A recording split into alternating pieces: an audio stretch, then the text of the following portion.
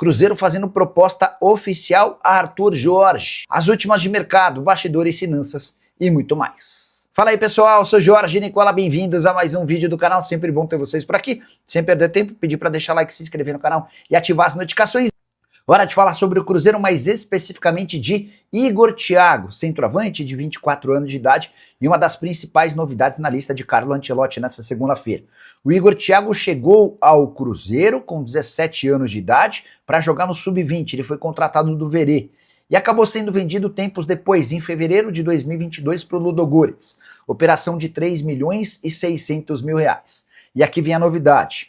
O Igor Thiago garantiu mais dinheiro ao Cruzeiro com duas mudanças de clubes na Europa do que quando ele deixou o Cruzeiro para jogar no Ludogorets. Falei dos 3 milhões e 600 mil investidos pela equipe da Hungria, da Bulgária, certo? Pois bem, ele acabou se mudando por lá na Europa, do Ludogorets para o Bruges e depois do Bruges para o Brentford. A primeira operação de 940 mil reais para o Cruzeiro, a segunda operação de 2 milhões e 820 mil reais. Ou seja, as transferências do Igor Thiago no futebol europeu asseguraram à Raposa 3 milhões e 760 mil, contra os 3 milhões e 600 mil da transferência do atleta para o Ludogorets. Nicola, mas por que o Cruzeiro recebeu dinheiro se já não tinha mais o jogador? Graças ao mecanismo de solidariedade, por ter participado do processo de formação do Igor Thiago, o Cruzeiro tem direito a 1,46% de qualquer negociação envolvendo o centroavante hoje com 24 anos de idade. A tendência é que em pouco tempo surge uma grande proposta para o Igor Thiago. Se ele já foi comprado pelo Brentford por 33 milhões de euros, dá para imaginar que ele possa ser vendido por 60, 70 milhões de euros, até porque tem só 24 anos de idade e 19 gols na Premier League. Ele é o vice-artilheiro da competição, só 3 gols atrás do Haaland. Temporada atual de 32 jogos pelo Brentford, com 22 gols, somando também as outras competições. E o Cruzeiro fez proposta oficial por Arthur Jorge, técnico português que dirige o Al Rayyan, está em tratativas oficiais com a Raposa.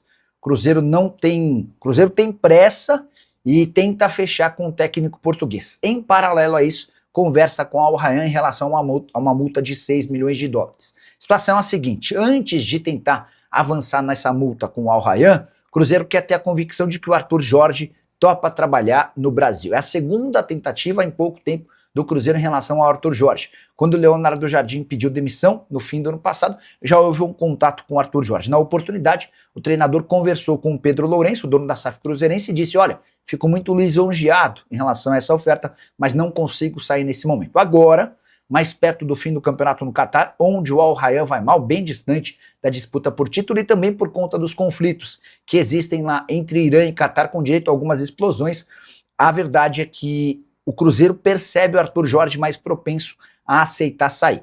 Se o Arthur Jorge sinalizar de maneira positiva, aí o Cruzeiro começa a negociar com o Al Rayyan o pagamento de uma multa inferior a esses 6 milhões de dólares. Para completar, Felipe Luiz, outro nome especulado, está praticamente descartado. O Jorge Mendes, seu empresário, disse, abre aspas, o Felipe Luiz irá para a Europa. Ele está pensando e se preparando para o próximo projeto da sua carreira. Já são 6 os treinadores demitidos entre times da Série A do Brasileiro na temporada de 2026. E há mais 4 correndo enorme risco. Sim, a gente pode ter nos próximos dias metade das equipes da primeira divisão com trocas de treinador. É que Corinthians, Santos, Botafogo e Inter não descartam dispensar seus técnicos muito em breve. Dorival Júnior balança pela falta de resultados e por algumas declarações polêmicas. Juan Pablo Vojvoda no Santos corre risco de cair há bastante tempo pela falta de resultados. Martim Anselmi só não caiu ainda graças à multa rescisória que lhe garante o pagamento dos salários até dezembro de 27 no Botafogo, enquanto Paulo Pesolano no Internacional coleciona uma série de resultados ruins. São 3 derrotas seguidas como mandante no Campeonato Brasileiro, algo que nunca havia acontecido depois dos 3 primeiros jogos dentro de casa. Falei de 10 times, de 6 times que já trocaram e de outros 4 que cogitam trocar, certo? Pois saibam que o Rogério Ceni no Bahia já correu enorme risco, especialmente depois da eliminação na pré-Libertadores. Essa possibilidade passou depois do título do Campeonato Baiano e de um bom arranque no Brasileirão. O Grêmio do Luiz Castro também em algum momento cogitou dispensar o treinador português, problema já solucionado depois do Campeonato Estadual. E Tite não é mais técnico do Cruzeiro. Depois do empate em 3-3 contra o Vasco, a Raposa decidiu por dispensá-lo. Vou usar esse vídeo para falar sobre os alvos do Cruzeiro, mas também para explicar um pouquinho da passagem horrorosa do ex-treinador da seleção brasileira por Belo Horizonte. Segunda vez que o Tite passa sem sucesso por BH. Pelo contrário, né? Fazendo péssimos trabalhos. A primeira vez, em 2005, ele comandou o Galo, deixou o time na zona do rebaixamento e o Atlético não conseguiu escapar da degola, tendo sido rebaixado. Agora, sai do Cruzeiro na 19ª e penúltima colocação do Campeonato Brasileiro. São 3 pontos conquistados em 18 possíveis. Somando também outras competições, o Tite deixa o Cruzeiro com 53% de aproveitamento dos pontos. Única parte boa dessa passagem, o título do Campeonato Mineiro. Dá para cravar que Tite não trabalhará mais nos grandes de Minas. Depois do empate em 3-3 contra o Vasco, em que o Cruzeiro teve a maior parte do segundo tempo com um jogador a mais, o Pedro Júnior, vice-presidente de futebol e filho do dono do Cruzeiro, disse, abre aspas, quero pedir desculpas à Nação Azul pela campanha, não é digno do nosso torcedor, e viemos aqui comunicar o desligamento do Tite e de sua comissão. Agradecemos a entrega e dedicação, mas nossos resultados e nosso desempenho nos fazem tomar a decisão pela troca. Wesley Carvalho assume interinamente e a partir de hoje vamos em busca de um novo profissional. Há 2 nomes dos sonhos entre dirigentes do Cruzeiro. Arthur Jorge, que comanda o Al Rayyan, e Felipe Luiz, desempregado desde que foi demitido no Flamengo. O Arthur Jorge tem uma multa de 6 milhões de dólares. A gente está falando de algo na casa dos 33, 34 milhões de reais. Difícil imaginar que esse negócio possa avançar, até porque recentemente o Vasco tentou contratá-lo e o Al Rayyan não abriu mão de nenhum centavo dessa multa. Em relação ao Felipe Luiz, o último clube que o procurou, depois dele ter sido demitido do São Paulo, do Flamengo, foi o São Paulo.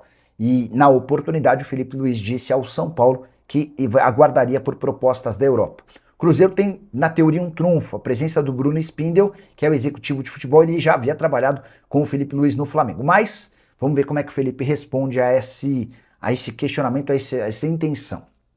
Marcelo Galhardo é outro nome especulado na Argentina, é difícil imaginar que o Galhardo tope treinar um clube de futebol do Brasil nesse momento. E diante das possibilidades de recusa, é aí que num segundo momento, numa segunda prateleira, pode surgir o nome de Hernan Crespo, ex-treinador do São Paulo. Agora de falar sobre o Cruzeiro para responder se a Raposa pretende contratar um goleiro depois da lesão grave de Cássio. Cássio não deve mais jogar nessa temporada, vai passar nessa segunda-feira por uma cirurgia no joelho depois de uma lesão multiligamentar no jogo contra o Flamengo. Constatação meio óbvia, você perde o seu titular, na teoria você vai buscar um goleiro, certo? Antes de trazer a resposta do Cruzeiro, deixa eu só te explicar como é que fica a partir de agora. Matheus Cunha assume a condição de titular, goleiro contratado no fim da temporada passada do Flamengo. Matheus que teve em 2023 o ano em que ele mais jogou na carreira, na oportunidade de 36 jogos. Quero contar que além do Matheus, Cruzeiro só tem goleiros extremamente jovens no seu elenco principal. Casos do Otávio, 20 anos, do Marcelo Heráclito, de 20 anos, e do Felipe Teixeira, de só 16. Perguntei para uma fonte cruzeirense antes de gravar esse vídeo. Há a possibilidade de o Cruzeiro buscar reforços pro gol? E a resposta, não temos intenção de contratar ninguém para essa posição por agora. Vale a lembrança de que a janela de transferências no futebol nacional se encerra no dia 27 de março. A partir daí, somente na metade do ano. E pelo que eu entendi, essa vai ser a decisão do Cruzeiro. Aguarda-se até a metade do ano para entender como é que o Matheus Cunha reage e também como os meninos que vão ser reservas imediatos do ex-flamenguista.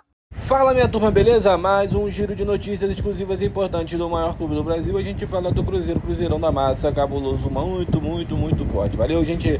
Se encerra a nossa edição desse vídeo por aqui. Daqui a pouco tem mais vídeo. Até o próximo vídeo. Fui.